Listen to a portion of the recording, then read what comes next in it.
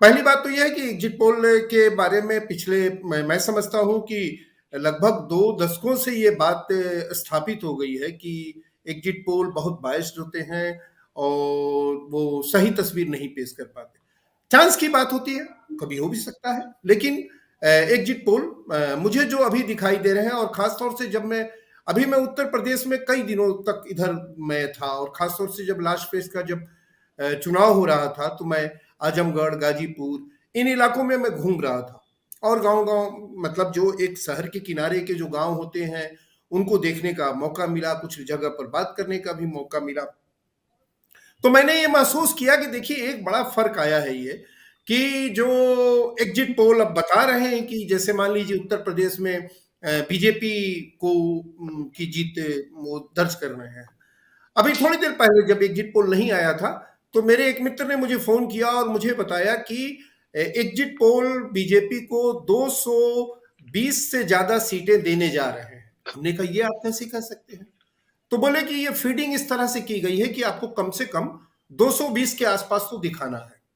तो मैं जाहिर सी बात है कि ये जो अभी आ रहे हैं नतीजे वो बिल्कुल साफ है, उनकी बात मुझे सही लग इस रही चीज़ है। का फ़ायदा क्या होगा? मैं कह रही हूँ इससे फ़ायदा क्या है? अगर मान लेते हैं बढ़ा-चढ़ा कर बोल भी रहे हैं तो फ़ायदा क्या होगा?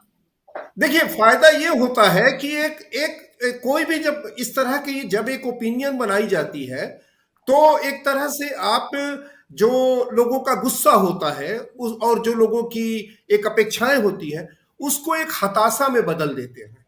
एक बड़ी बारीक सी राजनीति होती है, पूरा कम्युनिकेशन का जो पूरा ये का जो इम्पैक्ट होता है वो ये होता है कि इन 3 दिनों के भीतर जो उत्साह लोगों में है, हराने का उत्साह है, जैसे मान लीजिए जिताने का जो उत्साह है, उन दोनों उत्साह के को में उलटफेर कर देता है ये 3 दिन का समय बहुत होता है। ये फायदा यही होता है। जैसे मान लीजिए कि 2019 के चुनाव में बीजेपी जीती, लेकिन आपको याद होगा कि बीजेपी के चुनाव जीतने के बाद एक भी जो खुशी के कार्यक्रम होते हैं वो नहीं हुए थे।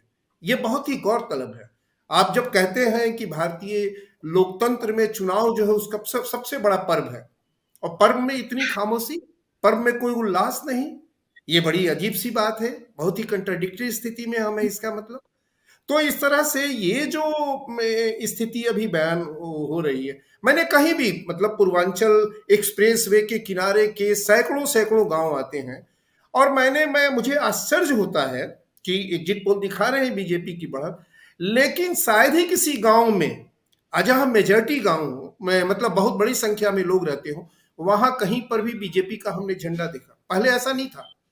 हाँ, जहां एक घर था, सिंगल घर था, बड़ा सा लॉन था, बड़े से घर थे, एक खेत के बीच में घर है, हाँ वहां बीजेपी का झंडा मैंने देखा। 2-3 जगह पर 2-3 घरों में ऐसा मैंने देखा। लेकिन मेजॉरिटी जो गांव है वहां पर कहीं भी मैंने झंडा नहीं देखा। तो अब मेरा ये कहना है कि क्या जो हम जैसे लोग हैं, जो लोग बात कर रहे हैं, तो क्या हम लोगों के बात करने का तरीका है वो बहुत गलत हो चुका है, देखने का जो तरीका है वो गलत हो चुका है, सुनने का जो तरीका है वो गलत हो चुका है? क्या ऐसा है क्या? या ऑब्जर्व जी। करने का कि नहीं साहब जो लोग बोल रहे हैं वो वोट में कन्वर्ट होता है, वोट की तरफ जाता है, तो क्या ये सब कुछ गलत हो गया है क्या मेथड? मतलब मैं हैरान होता हूँ जब इस तरह से एग्जिट पोल, जैसे पश्चिम बंगाल में भी ठीक ही कहा उन्होंने कि पश्चिम बंगाल में भी यही बात हो रही थी कि पश्चिम बंगाल में ये बहुत दिखा रहे थे कि कितनी ज्यादा सीटें जो है बीजेपी अब तो सरकारी बनाने जा रही है। तो मैं जी। ये कह रहा हूं कि पिछले उत्तर प्रदेश के जितने भी चुनाव हुए हैं, क्या उन चुनावों में पार्टी जो है वो रिपीट की है, दोबारा आई है? क्या कोई चीफ मिनिस्टर दोबारा चुनाव जीत के आया है?